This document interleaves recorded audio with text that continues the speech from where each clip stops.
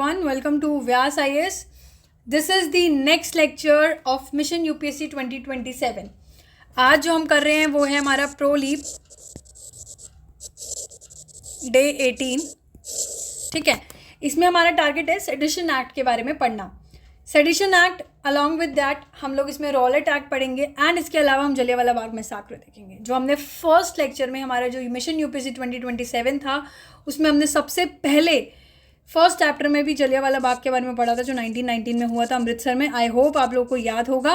इसी तरीके से आज हम इसमें sedition act, Rowlatt act and Jallianwala Bagh मैसाकर देखेंगे. ठीक है, बहुत इंटरेस्टिंग लेक्चर लेने वाला है. हिस्ट्री की काफ़ी नॉलेज आपको इसमें मिलेगी.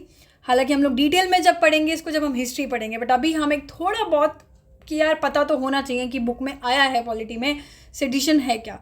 और ऐसा नहीं है सेडिशन सिर्फ हिस्ट्री का पार्ट है. सेडिशन आपका पॉलिटी में बहुत बड़ा रोल प्ले करता है, क्योंकि आप न्यूज़पेपर पढ़ेंगे तो सेडिशन आपको बहुत देखने को मिलेगा.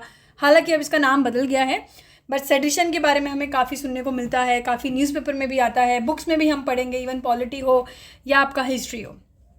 ठीक है, तो let's start with sedition act of 1870. Sedition act of 1870 की अगर मैं बात करूँ तो सेडिशन एक्ट ऑफ 1870 एक अमेंडमेंट था सेक्शन 124A में. जो 124A सेक्शन है उसके अंदर एक अमेंडमेंट था ये आईपीसी के. ठीक है, जो सेक्शन 124A जो आईपीसी के अंदर था उसके अंदर एक अमेंडमेंट लाया गया था सेडिशन एक्ट. वो था किसने इंट्रोड्यूस किया? ऑफ कोर्स ये बात है ब्रिटिशर्स ने अपने टाइम पे इसको इंट्रोड्यूस किया. ब्रिटिश कॉलोनियल गवर्नमेंट ने इसको इंट्रोड्यूस किया. किसके लिए इंट्रोड्यूस किया? To suppress dissent and maintain control over colonial India. कि इंडिया का कंट्रोल सप्रेस करना, कम करने की कोशिश करना, एंड अलॉन्ग विद दैट कि कॉलोनियल इंडिया जो हमारा इंडिया है, ब्रिटिशर्स वाला जो रूल है उसमें इंडिया का कंट्रोल को मेंटेन रखना, कि ब्रिटिशर्स इंडिया पे कंट्रोल कर सके. ये चीज़ के लिए ये जो हमारा सेडिशन एक्ट आया था ब्रिटिशर्स लेके आए थे. ठीक है, इतनी सी बात समझ आई कि यार ठीक है, ये हमारे आईपीसी में कोई एक सेक्शन है 124A, उसमें दिया गया है. क्या दिया गया है? सेडिशन एक्ट के बारे में उसमें मतलब अमेंडमेंट के थ्रू आया. ठीक है, अब अगर हम बात करें कि सेडिशन है क्या, so sedition means the act define sedition as any action, कोई भी तरीके के एक्शन, चाहे वर्ड्स के थ्रू हो, स्पोकन हो या रिटर्न हो सकता है वो वर्ड्स हमने लिखे हुए हो सकता है वो वर्ड्स बोले गए हो, या फिर कोई साइन या फिर कोई visible representation that brought hatred, contempt और disaffection against the British government in India. ठीक है, सो यहाँ पे क्या बात हो रही है? यहाँ पे बात हो रही है कि कोई भी ऐसा एक्शन, कोई भी ऐसा एक्ट जो सेडिशन को किस तरीके से डिफाइन कर रहा है कि कोई भी एक्शन किया जा रहा हो, या तो हम वर्ड्स के थ्रू कर रहे हो, बोल के कर रहे हो या लिख के कर रहे हो, या इवन साइंस. ठीक है, कोई साइन के थ्रू, कोई साइन इस तरीके से दिखा दिया कि भाई दिख रहा है कि हाँ ये तो नेशनल इंटेग्रिटी को हर्ट कर रहा है या कहीं ना कहीं हेट्रेड फैला रहा है. ऐसे सारी चीज़ें, वर्ड्स, एक्शन, साइन या रिप्रेजेंटेशन जो हेट्रेड ला रहा है, जो डिसअफेक्शन ला रहा है ब्रिटिश गवर्नमेंट को लेके. याद रखिएगा, ब्रिटिशर्स लेके आए हैं तो ब्रिटिश गवर्नमेंट को लेके है कि अगर ब्रिटिश गवर्नमेंट कहीं ना कहीं हर्ट हो रहे हैं, किसी अगर ब्रिटिशर्स को लगा कि इंडियंस कहीं ना कहीं उनको हर्ट कर रहे हैं, जैसे डिसअफेक्शन ला रहे हैं, उनके लिए हेट्रेड फैला रहे हैं, तो कहीं ना कहीं इसी को हम सेडिशन बोल देते हैं. कि sedition is any action whether through words, spoken और रिटर्न, साइंस और visible representation that is bringing hatred, contempt और disaffection against the British government in India. ठीक है, समझ आई बात.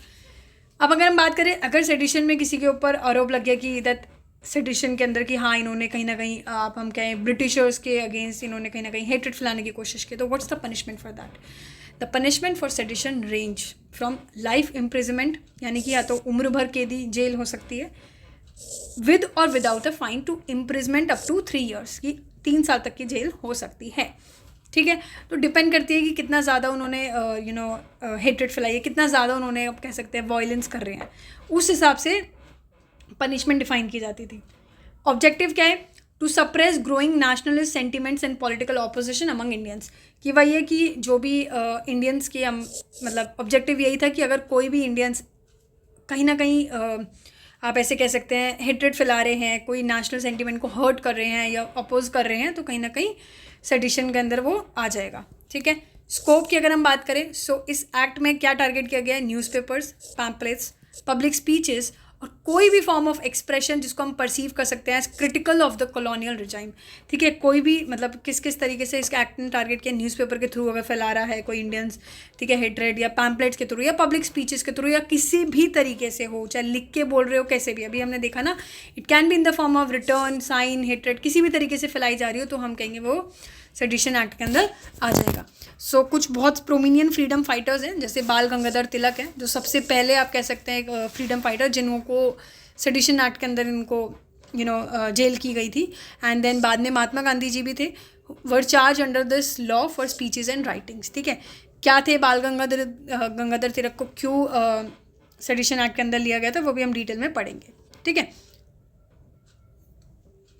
The amendment to the IPC was made in response to increasing dissent following the revolt of 1857 and the rise of political awareness in India, ठीक है। ये तो समझ आ गया कि भाई जो हमारा ये सेडिशन एक्ट है 1870 में आया, इसकी नीड क्यों हुई, आईपीसी में क्यों अमेंडमेंट आई, क्योंकि जो रिवॉल्ट हुआ था 1857 के रिवॉल्ट के बाद नीड फील हुई पॉलिटिकल अवेयरनेस इंडिया के अंदर इंक्रीज़ करने के लिए, नीड फील करने के लिए कि भाई अब नीड है ऐसा कुछ लाने के लिए। ब्रिटिशर्स ने सोचा कि हमें कुछ ऐसा लाना पड़ेगा जिससे कि हमारे इंटरेस्ट प्रोटेक्ट होए, तो उसके लिए वो क्या लेके आए, उसके लिए ये चीज़ हमारी आई, यानी कि रिवॉल्ट ऑफ 1857, ठीक है। The law was seen as a tool to curb the growing influence of nationalist leaders and prevent any challenge to British authority. कि देखिए लॉ को किस तरीके से देखा गया कि भाई कहीं ना कहीं जो नेशनलिस्ट लीडर्स जो कहीं ना कहीं इनके ब्रिटिश अथॉरिटी को कम करने की कोशिश कर रहे हैं तो उसको हम प्रिवेंट कर सकें, इसके लिए ये ब्रिटिशर्स लेके आए थे, ठीक है। Legacy, the sedition law remain controversial even after independence के बाद भी कहीं ना कहीं ये आज तक कॉन्ट्रोवर्शियल है। It is still part of the IPC का पार्ट है, but has been widely debated for its relevance in democratic setup with demand for its repeal due to its misuse. But आज भी ये डिबेट पर रहता है क्योंकि बहुत सारी चीज़ें हैं जिसकी मिसयूज़ हो रही है, उस वजह से ये आज भी डिबेट में ही रहता है, ठीक है। नेक्स्ट हमारे पास है कि इसकी कुछ एप्लीकेशन, हम कहें कि इंडियाज़ फ्रीडम मूवमेंट के टाइम पे क्या और आज के टाइम पे क्या इसकी रेलिवेंस है, ठीक है। सो हम इसमें देखेंगे application during India's freedom movement और इट्स रेलिवेंस टुडे इन, ठीक है। So the sedition act of 1870 was widely use by the British to suppress the Indian freedom struggle को दबाने के लिए, सप्रेस करने के लिए ये बहुत ज़्यादा यूज़ हुआ था सेडिशन एक्ट ऑफ 1870। कैसे, अब हम देख लेते हैं कि किस तरीके से इसने रोल प्ले किया। सबसे पहले तो इस एडिशन एक्ट ने टारगेट करने की किसको कोशिश की, फ्रीडम फाइटर्स को टारगेट करने की कोशिश की। जैसे कि हमने देखा Bal Gangadhar Tilak were among the first to be charge with sedition for encouraging people to fight for their rights through his writing. कि जो बाल गंगाधर तिलक थे उन्होंने कहीं ना कहीं ये फैलाने की कोशिश की अपने जो लिखते थे ना केसरी न्यूज़पेपर में, तो उन्होंने अपने राइटिंग्स के थ्रू फैलाने की कोशिश की कि हमें अपनी राइट्स के लिए लड़ना चाहिए। तो कहीं ना कहीं ये चीज़ ब्रिटिशर्स को अच्छी नहीं लगी और उन्होंने बाल गंगाधर तिलक को सेडिशन के चार्ज में जेल कर दिया, ठीक है, मल्टीपल टाइम्स।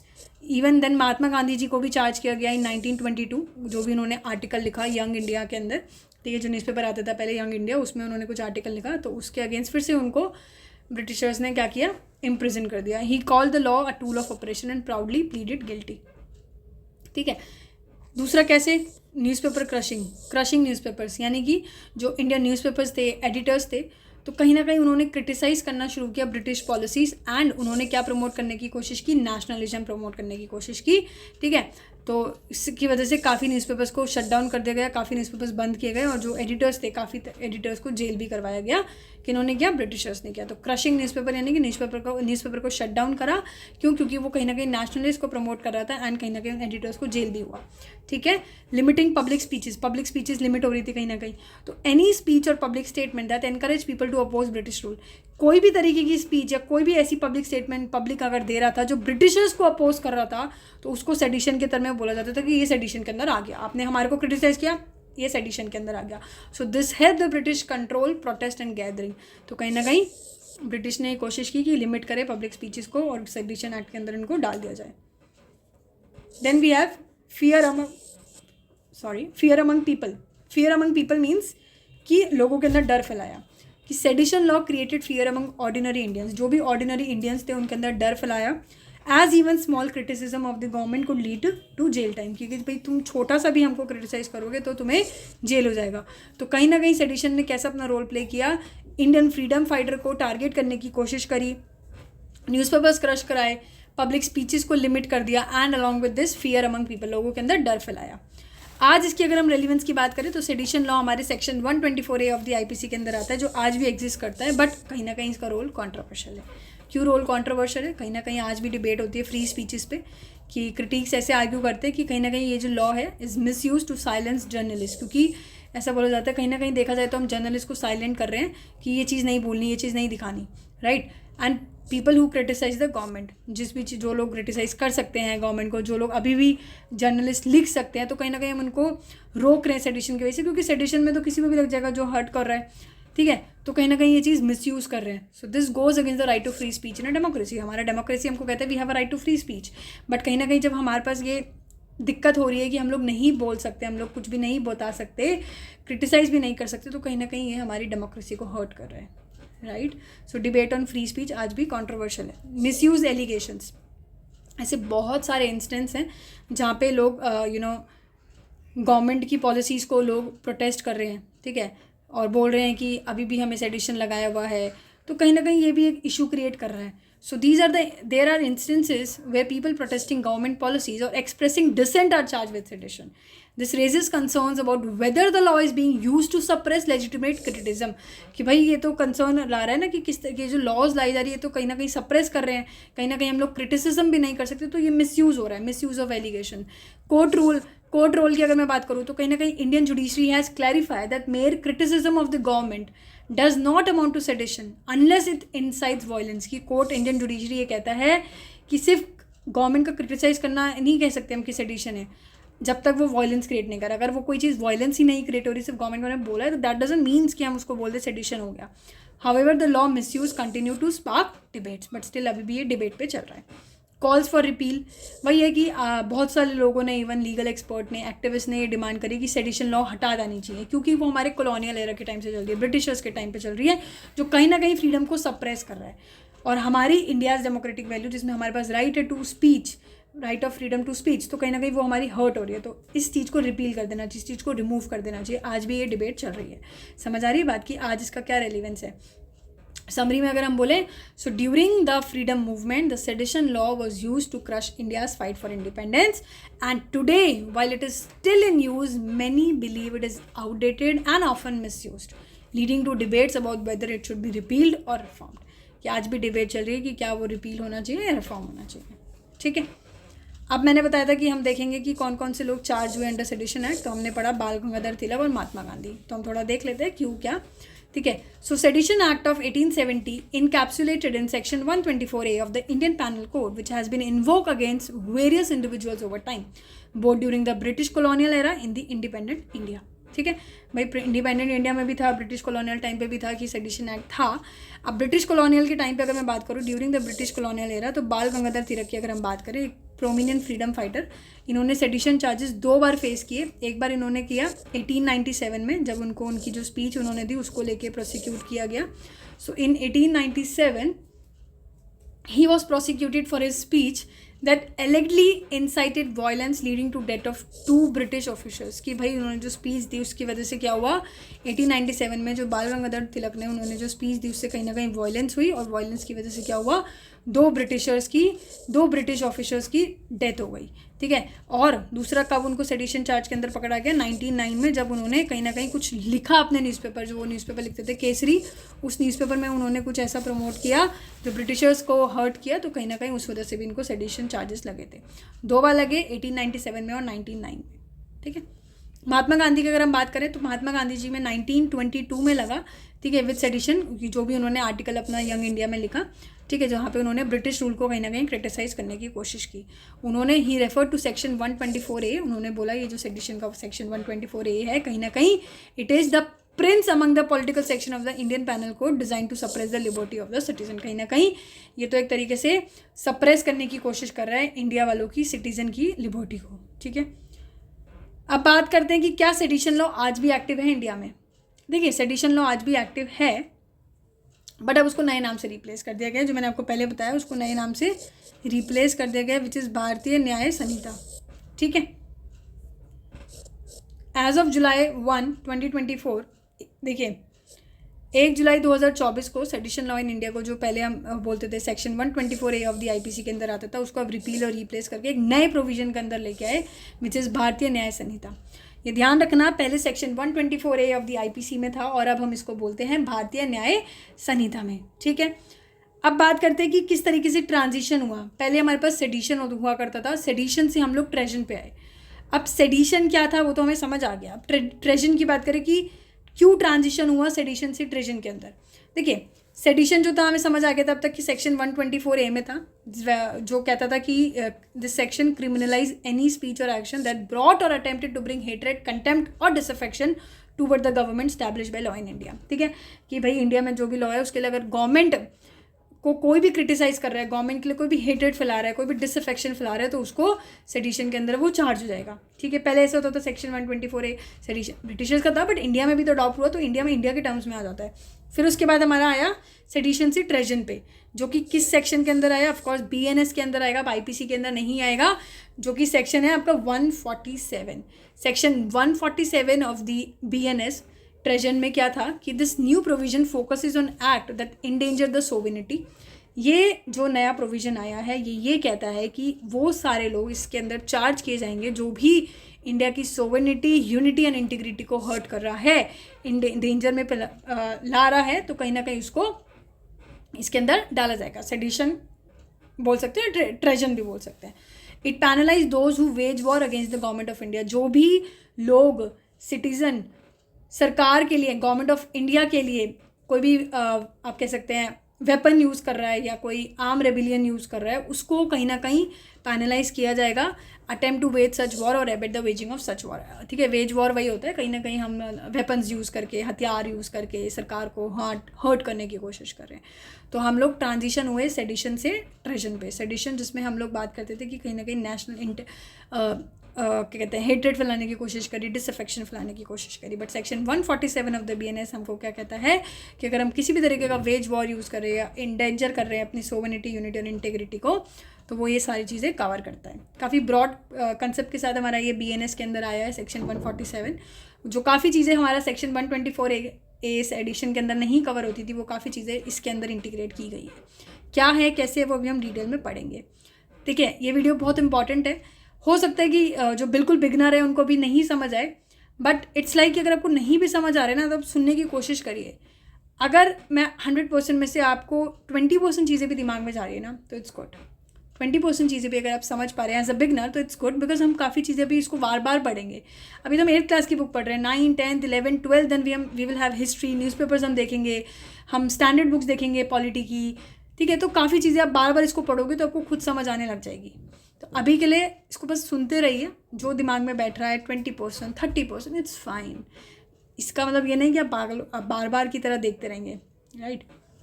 बिगनर से इतना एक्सपेक्ट कर सकते हैं, बट अगर कोई बिगनर नहीं जो ऑलरेडी जानता है स्टिल ये वीडियो देख रहा है, तो ऑफकोर्स ये बात है, उनको सारी चीज़ें समझ आनी चाहिए, बहुत इंपॉर्टेंट है।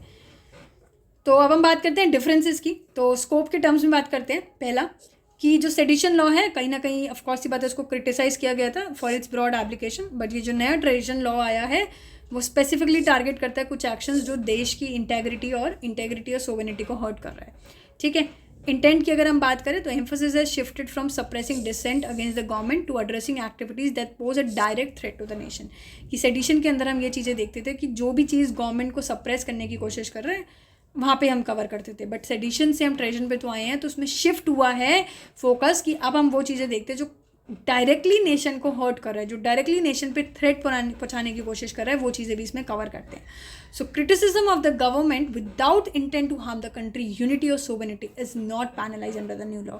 कि अगर हम सरकार को क्रिटिसाइज भी कर रहे हैं बट देश की मतलब हमारी कंट्री की यूनिटी और सोवेनिटी हर्ट नहीं हो रही है, तो कहीं ना कहीं वो पैनलाइज नहीं होगा।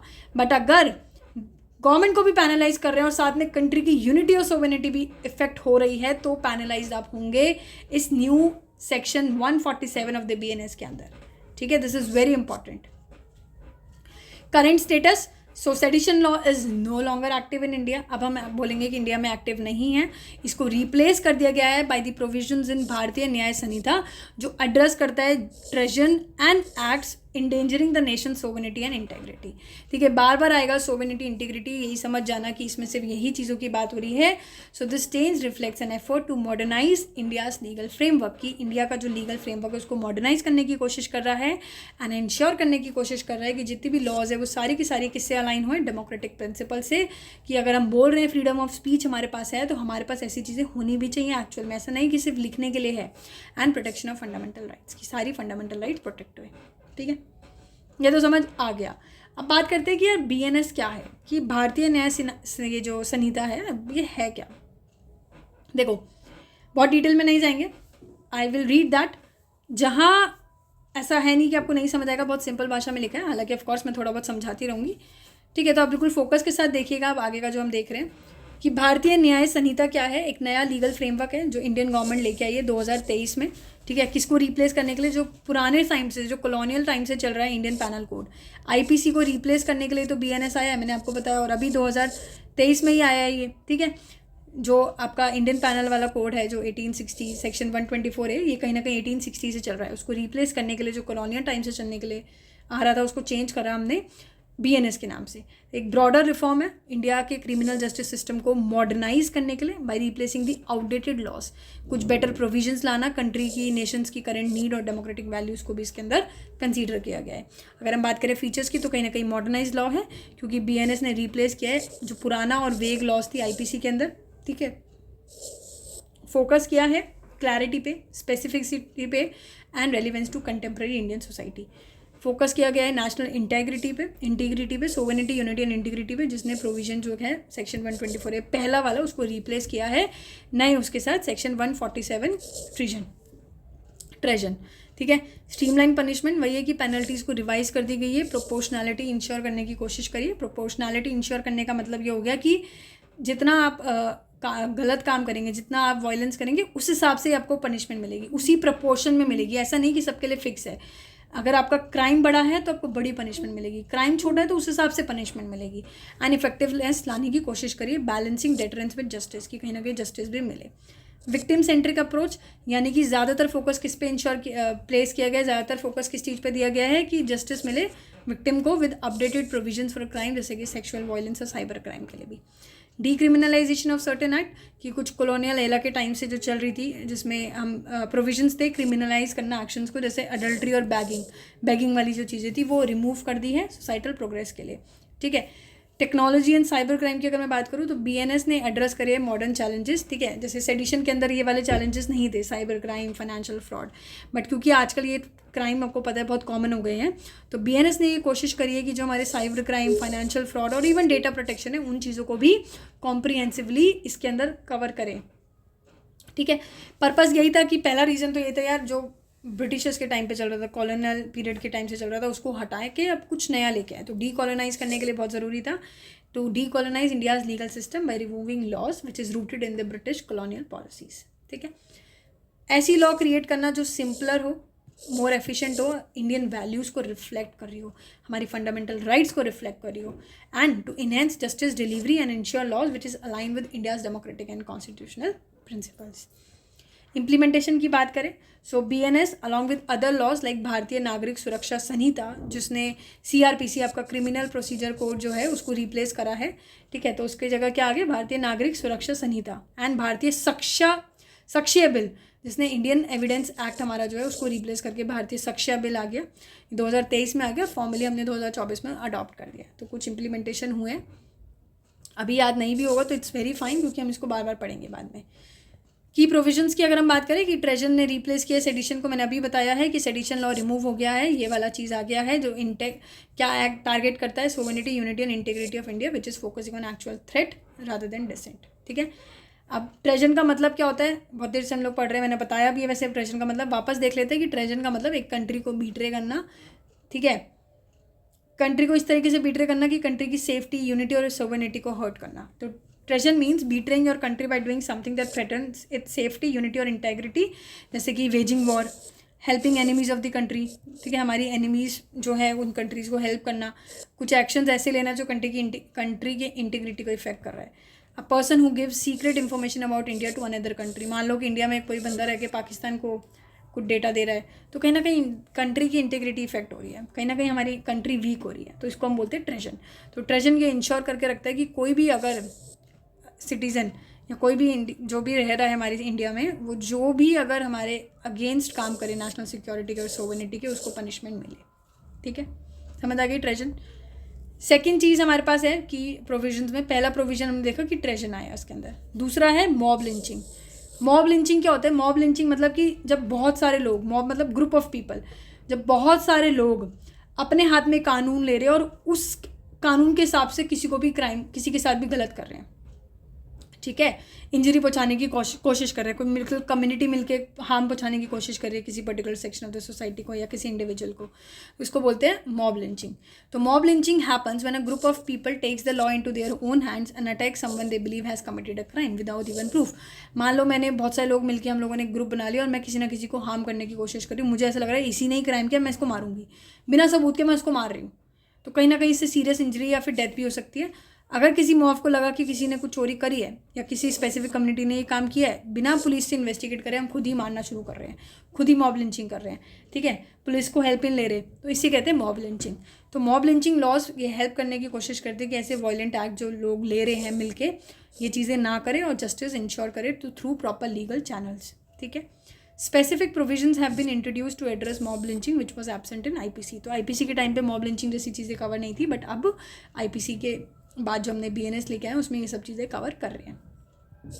अगर कोई भी माइनर का गैंग रेप हो रहा है तो उसमें भी डेथ पेनल्टी होगी, ठीक है, माइनर मतलब 18 साल से कम, तो ये चीज़ें भी इसमें लाई गई है नए वाले प्रोविजंस में। Community service as a punishment, कि कोई भी माइनर ऑफेंस भी अगर हो रहा है तो community service can be imposed instead of jail time, कि कम्युनिटी सर्विस ऐसा कुछ काम करने के लिए दिया जाएगा, jail time focusing on reformative justice. ठीक है, terrorist act and organize crime, तो वही एक कुछ प्रोविजंस लाए गए हैं टेररिज्म को लेके और कुछ क्राइम्स को लेके, वो भी चीज़ इसके अंदर काफ़ी अच्छे से कवर की गई है। विमेन की सेफ्टी को भी, कि स्ट्रिक्ट पनिशमेंट दी जाएगी, कोई एसिड अटैक हो रहा है या कोई क्राइम अगर विमेन के अगेंस्ट हो रहा है, तो ये सब चीज़ों को थोड़ा इंश्योर करने की कोशिश करिए नए में। Cyber crime, financial fraud, online harassment वाली चीज़ें भी कवर करने की कोशिश की है। आउटडेटेड एंड कॉम्प्लेक्स टर्म जो थी आईपीसी में, उनको रिप्लेस करके एक सिंपल लैंग्वेज में कन्वर्ट कर दिया, सो दैट सबके लॉ समझ आए, to make law more understandable. ठीक है, समझ आ गई बात। ये सारे चेंजेस देखने को मिले। एक बार हम डिफरेंस बिटवीन भी देख लेते हैं फटाफट से। तो अगर हम बात करें आईपीसी की, तो आईपीसी 1860 में आया by the British government, but ये 2023 में आया as a part of legal reforms. Focus किस पे था? डिसेंट एंड कॉलोनियल कंट्रोल में इनका फोकस है कि देश की यूनिटी और इंटेग्रिटी प्रोटेक्ट हुए। सेक्शन 124A क्रिमिनलाइज एडिशन के अंदर आते हैं, इसको रिप्लेस करके ट्रीजन से रिप्लेस कर दिया सेक्शन 147। मॉब लिंचिंग के अंदर इसके अंदर कोई प्रोविजन नहीं था, बट ऑफकोर्स इसके अंदर प्रोविजन लाए गए हैं। साइबर क्राइम में इसमें लिमिटेड था, बट इसमें कॉम्प्रिहेंसिव कवरेज है। विमेन सेफ्टी को लेके भी लिमिटेड था, इसमें स्ट्रिक्टर बना दिया है। डेथ पेनल्टी सेलेक्टेड ऑफेंसेस के लिए थी, बट इसमें एक्सपैंड कर दिया कि कोई माइनर गैंग रेप अगर होगा तो भी इसमें डेथ पेनल्टी होगी। ठीक है, सिंप्लीफिकेशन में क्या है, बहुत ही आउटडेटेड और कॉम्प्लेक्स लैंग्वेज थी, इसमें सिंपल तरीके से लिखी गई है, नए नए टर्म्स यूज़ करे हैं। रेफॉर्मेटिव जस्टिस में ये मोस्टली पिनेटिव था, बट इसमें वही है कि community service for minor crime. ठीक है, अगर कोई माइनर क्राइम भी हो रहा है तो कम्युनिटी सर्विस जैसी चीज़ें इसमें इंट्रोड्यूस कर दी है। अब बात करते हैं कि यार क्यों रिप्लेस किया। सबसे पहला रीज़न तो ये कि ब्रिटिशर्स के टाइम से चल रहा था, तो ब्रिटिशर्स का कुछ भी हम लोग नहीं चाहते कि वो चीज़ें रहे, तो उसको रिप्लेस करने के लिए आईपीसी को रिप्लेस किया गया बीएनएस से। ठीक है, डीकॉलोनाइजेशन, समझ आ गई बात। मॉडर्न वैल्यूज़ को रिफ्लेक्ट करने के लिए ये लाया गया है। ठीक है, democratic values and Indian cultural sensitiveness. Modern challenges के लिए ये लाया गया है, यानी कि ये एड्रेस करता है कुछ ऐसे कंटेम्प्रेरी इश्यूज जैसे कि cyber crime, organized crime and terrorism, जो आईपीसी के अंदर नहीं था।